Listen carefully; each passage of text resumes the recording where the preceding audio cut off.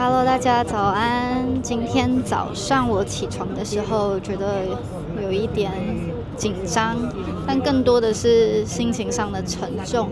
为什么呢？我得到了一个机会，是到以色列与加沙的边境，见证10月7号的大屠杀。即便出发的日期是在伊朗攻击以色列的2天后，我还是毫不犹豫地决定参加。这是我们现在的位置，这里离加沙只有4公里而已。以色列其实真的很小，一下就会到加沙或者是西岸地区。这里的公车站都有防空洞。我知道我们现在离加沙很近，可是我觉得我的紧张比较是我会不知道怎么样子去处理我的情绪，然后在想要用怎么样的方式来分享我看到的。我们现在用的这条公路呢，就是哈马斯入侵以色列的时候也使用的路。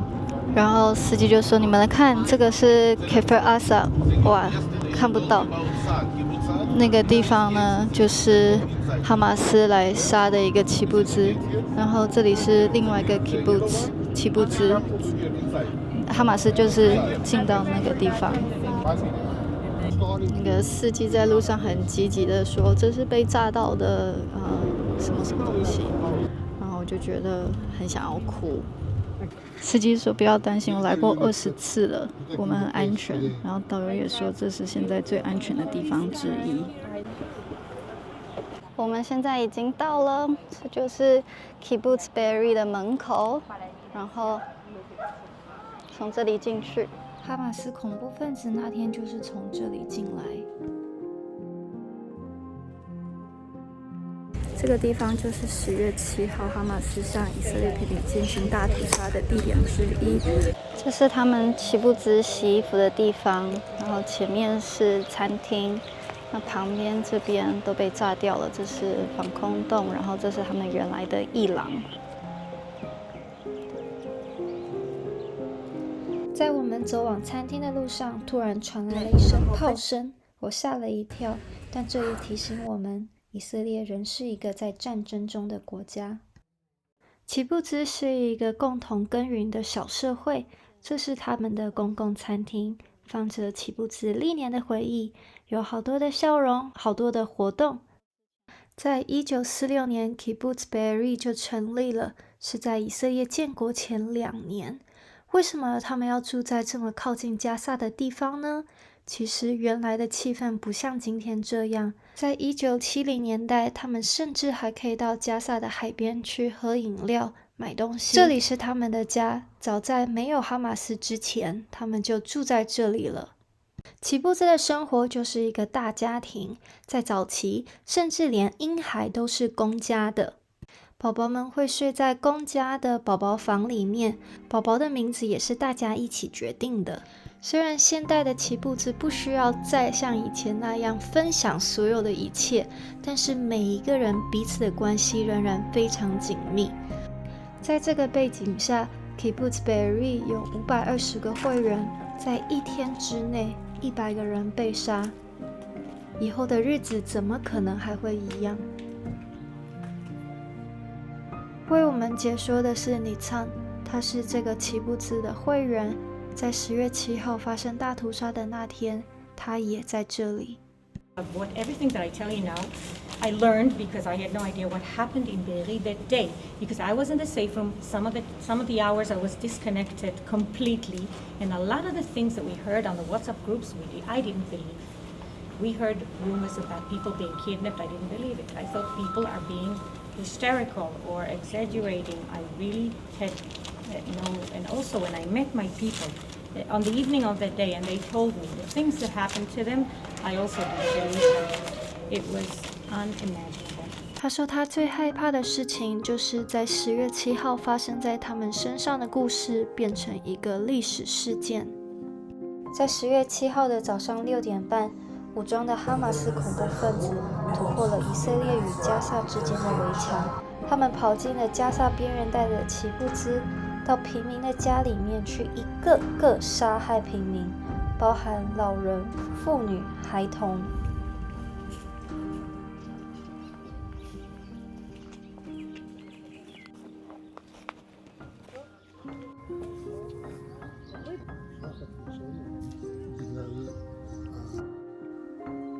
时间像静止了一样，回到6个月前，有些房子都还留着祝棚节的装饰，有些房子还有小孩的玩具。只是幸存的居民已经不住在这里，而他们的家，从弹孔，从被摧毁的墙壁，从被火烧的痕迹，你可以看到他们曾经受过的折磨与虐待。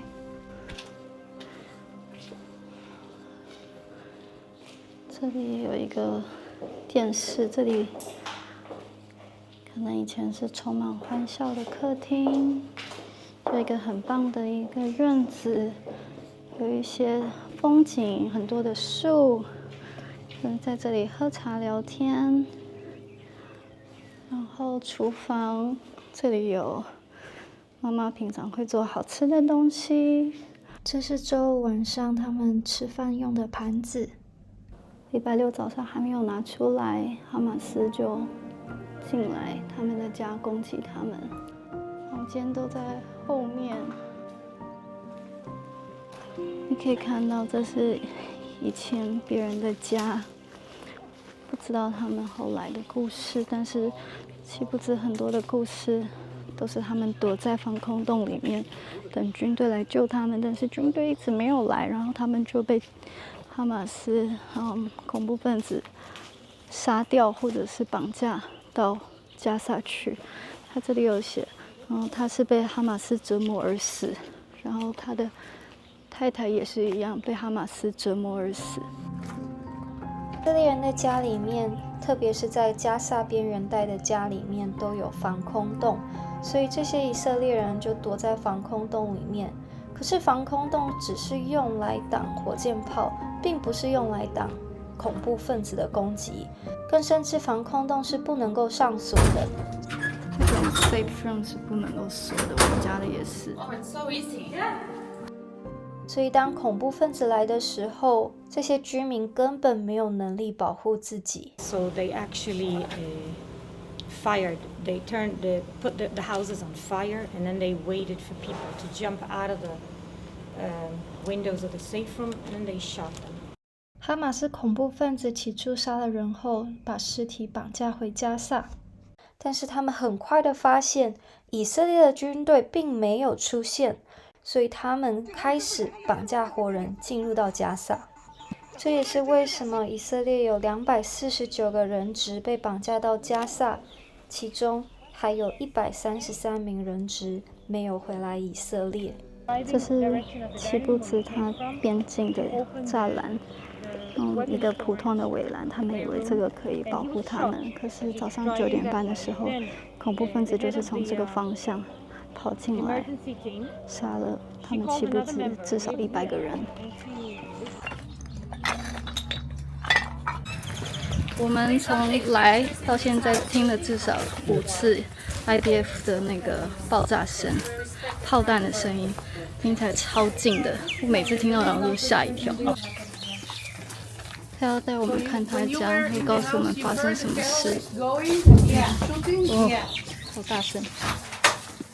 I'll show you and then.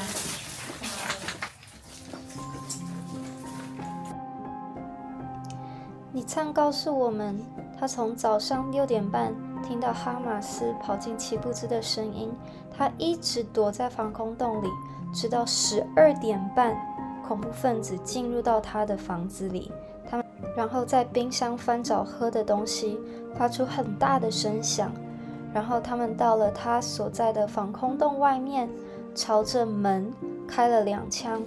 This is where I was hiding. I was actually here when they shot, and then I was hiding there behind the bed. And after when they shot, I didn't scream. Okay, I didn't make a sound. You want to come in? And then they left.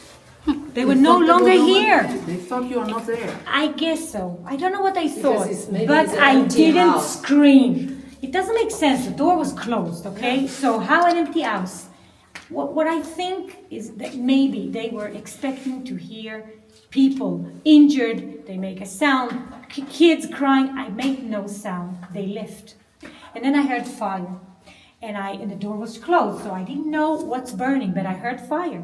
What was burning was the house of my neighbor that they started firing just after they were at my place. I don't know if it's the same people, but at mine they were at 12:30, and there I know, later on I found out that they visited them at 1:30, so the fire started, and I didn't know what to do. And I waited, and then the fire went off. Oh, it went off. See, it didn't move into my house. You can see it. It's burnt in there completely. So I was like saved twice. 这就是你唱的家，这就是他的安全室。以色列的军队一直到下午1点半才出现在他的起步兹，而且一直到晚上8点半才敲了他防空洞的门。You are actually standing where I feed. No food, no water, no toilet, 14 hours, and no light. Because if you close the door, you see that I was in the dark, and no charging. And I knew that when the IDF comes, I'm not going to open to them because we were afraid that the terrorists, because we know in Kfar Aza the terrorists took a hostage and made him open doors by begging people who were inside. They made them open the door because he said to them, if you don't open the door, they will shoot me. This is how they walked with this kid in Kfar Aza. So. 军队来了以后，他才能够离开安全室。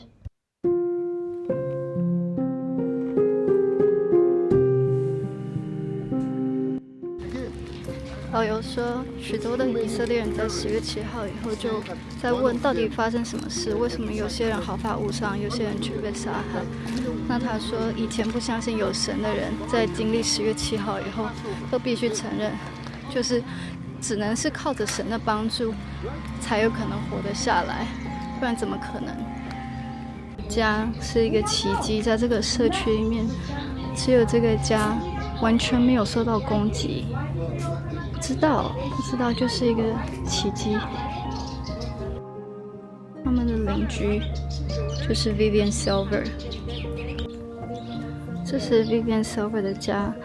他生前的工作很特别，他就是帮助巴勒斯坦人，来到以色列得到治疗，而且是特别是加沙那边的巴勒斯坦人。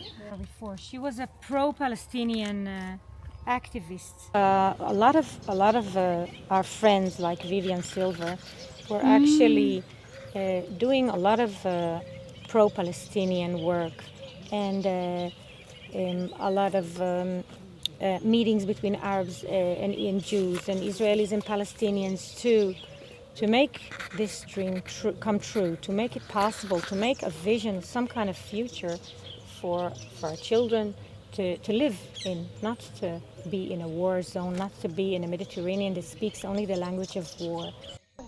许多住在这个奇布兹的人都相信以巴可以有和平，但是10月7号这场大屠杀改变了许多人的想法。These things, they change us. You can't stay the same after such an event, politically, socially, whatever. I admit that I felt badly for my people, and my sympathy didn't go for the people in Gaza. I admit, my people were killed. We know that some were raped. We know they were brutalized, and they were taken hostages, and they were murdered. And so this is where my empathy goes for the last half a year. I can't say that I don't care for what happens to the Gazans, but we also have friends there, and I couldn't make myself try to be in touch with them. They used to work here because I didn't have the guts. There's also about 10 minutes drive south of from here, there was a party, the Nova. Many young Israelis got killed there. I drive there every day on my way to school for the last month, and I didn't have the guts yet to enter the site of the Nova and to face what happened there. 我们接下来呢就要去 Nova 音乐季的现场。这条路很不幸的就是参加音乐季的年轻人想要逃跑却被哈马斯埋伏杀死的路。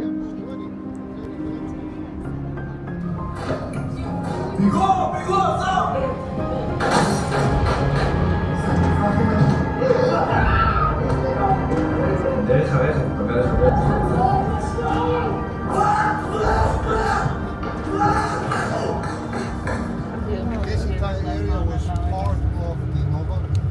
This is where the we'll get there in a minute.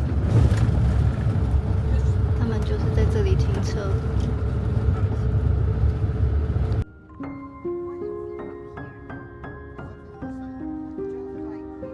10月7号那天，一共有1200多位以色列人被杀害，其中300多位就是来自 Nova 音乐季的年轻人。在我们上一个影片有介绍了一部关于音乐季大屠杀的纪录片，有兴趣的话记得去看。